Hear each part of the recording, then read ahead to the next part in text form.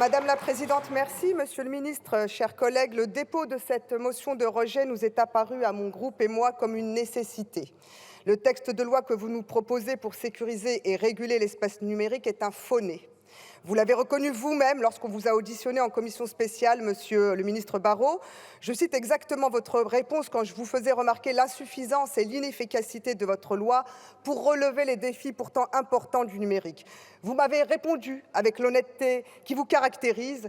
Je suis d'accord avec vous, ce texte en lui-même ne peut rien résoudre. C'est un aveu à la fois honnête, en effet, et triste, car justement il y a une urgence à mettre un coup d'arrêt aux abus des plateformes Internet, à la maltraitance et au harcèlement numérique, et tout particulièrement à l'exposition des plus jeunes à un Internet aux mains d'industriels sans scrupules.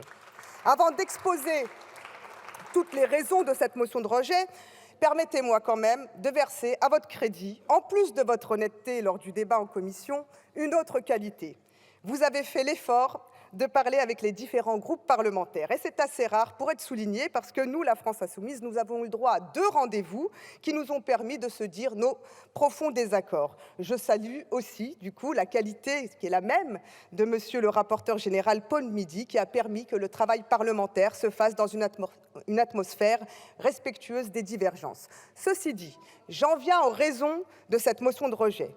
Nous estimons que nous ne pouvons pas voter cette loi. Monsieur le ministre, vous mettez dans ce texte de loi pêle-mêle la lutte contre la pédopornographie, la lutte contre les ingérences étrangères, contre le cyberharcèlement, contre l'exposition des mineurs à la pornographie, le contrôle des nuitées de location saisonnière, la désignation de signaleurs de confiance, la lutte contre les révoltes urbaines et les manifestations non déclarées, les arnaques en ligne, et au milieu de tout ça, un article que nous appelons tous ici l'article Sorare, pour permettre à une entreprise, l'entreprise Sorare de jeux d'argent, d'échapper aux règles et à la fiscalité des jeux d'argent. Alors évidemment, ce gloubi-boulga est indigeste, aussi bien pour les enfants qui ne seront pas plus protégés avant qu'après cette loi, et pour les adultes qui risquent de voir leurs libertés individuelles gravement mises en péril.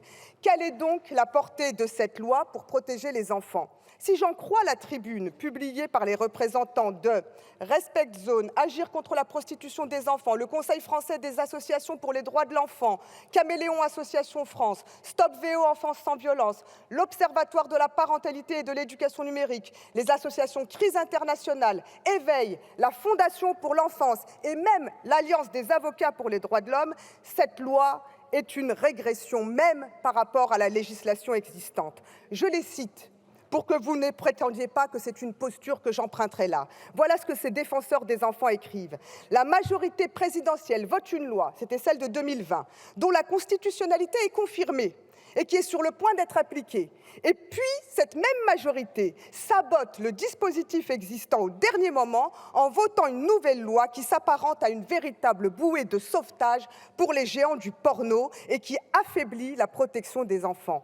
Et toutes ces associations-là vous demandent de retirer le titre 1, monsieur Barrot. Nous, les Insoumis, nous demandons aussi que la réalité que ces experts décrivent soit prise en compte. Et je demande ici aux députés qui sont assis sur tous les rangs d'avoir en tête cette déclaration des associations au moment de voter la motion de rejet. La protection des enfants passe par la volonté politique de mettre des moyens dans l'éducation numérique et dans l'éducation sexuelle des adolescents. Or, votre gouvernement ne fait rien pour appliquer et respecter la loi en vigueur en matière de prévention et d'éducation sexuelle. D'après une enquête de la Direction générale de l'enseignement scolaire, seulement 13,5% des élèves en école primaire ont bénéficié des 3 séances annuelles d'éducation à la sexualité qui sont pourtant prévues dans le Code de l'éducation.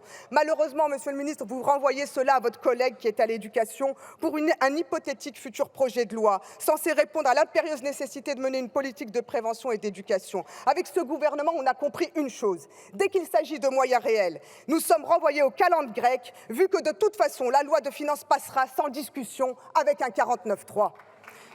Je disais que ce texte est un faux-nez.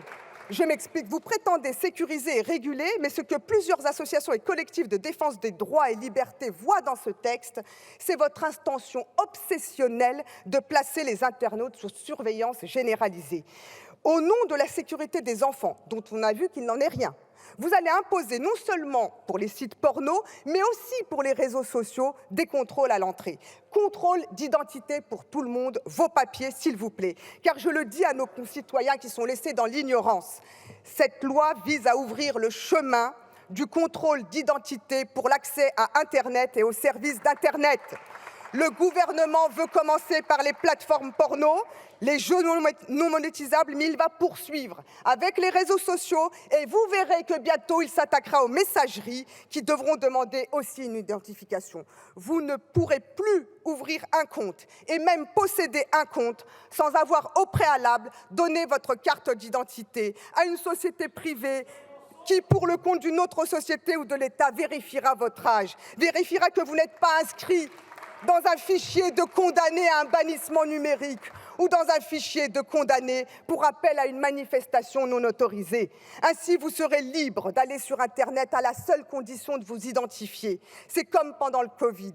Vous êtes libre de sortir avec autorisation préalable de sortie consentie par la coercition sociale. Si vous voulez une vie sociale, une vie citoyenne, montrez patte blanche. L'État doit pouvoir tout savoir de vous. C'est de cela dont nous parlons.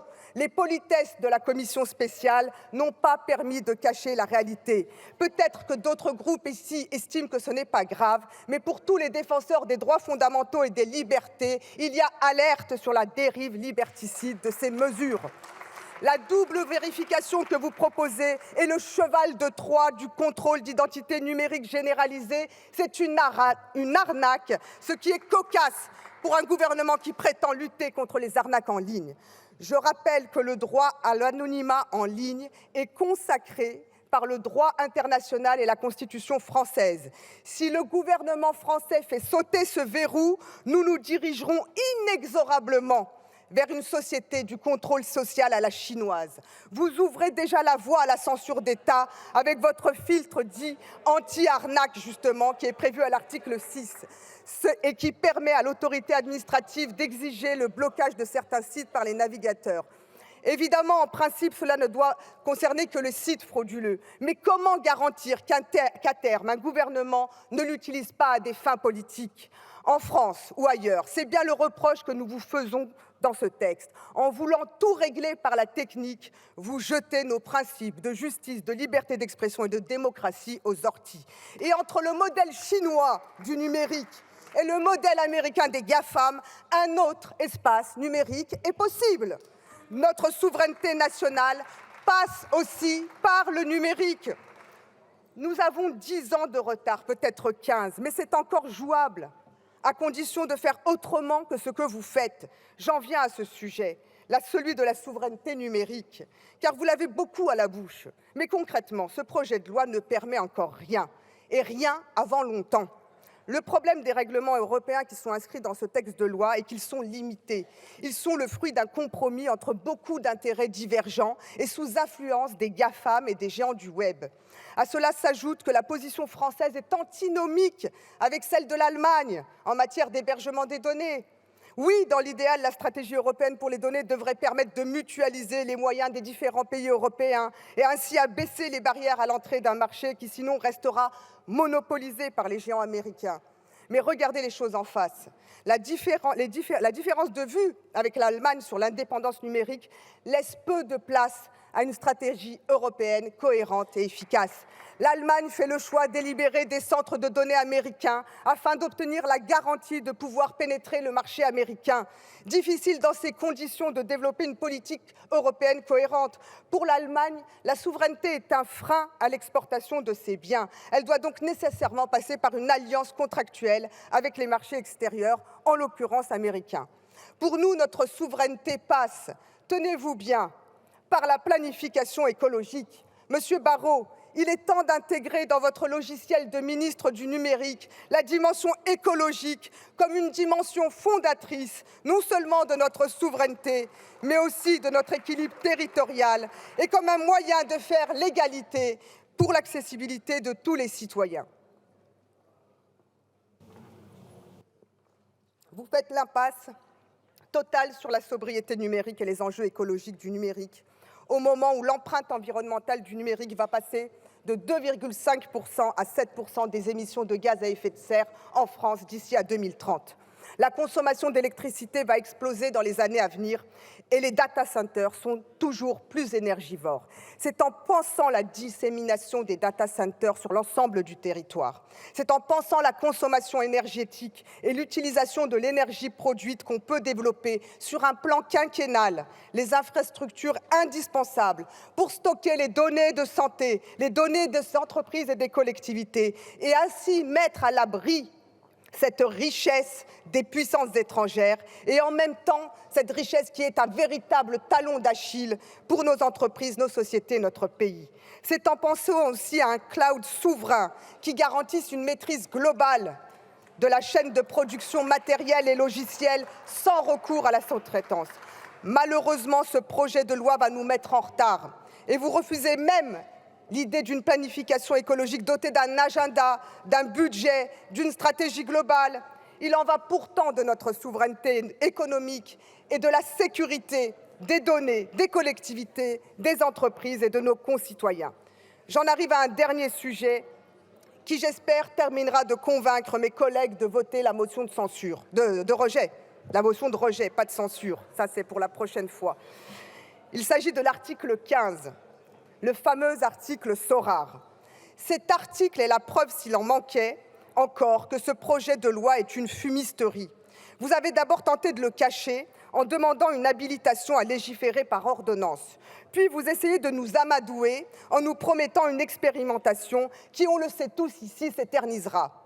Ce débat est vraiment important, car l'Autorité nationale des jeux nous alerte sur le taux de prévalence. Le taux de prévalence, c'est le taux de joueurs ayant une pratique jugée problématique des jeux à objets numériques monétisables. Ce taux s'élève à 20%. C'est 2 fois plus que pour les jeux d'argent classiques. Il monte à 27% dès qu'on parle de jeux du type SORAR. SORAR, c'est le non-dit, le grand tabou de ce projet de loi, qui est créé en réalité exclusivement pour cette licorne française en déclin.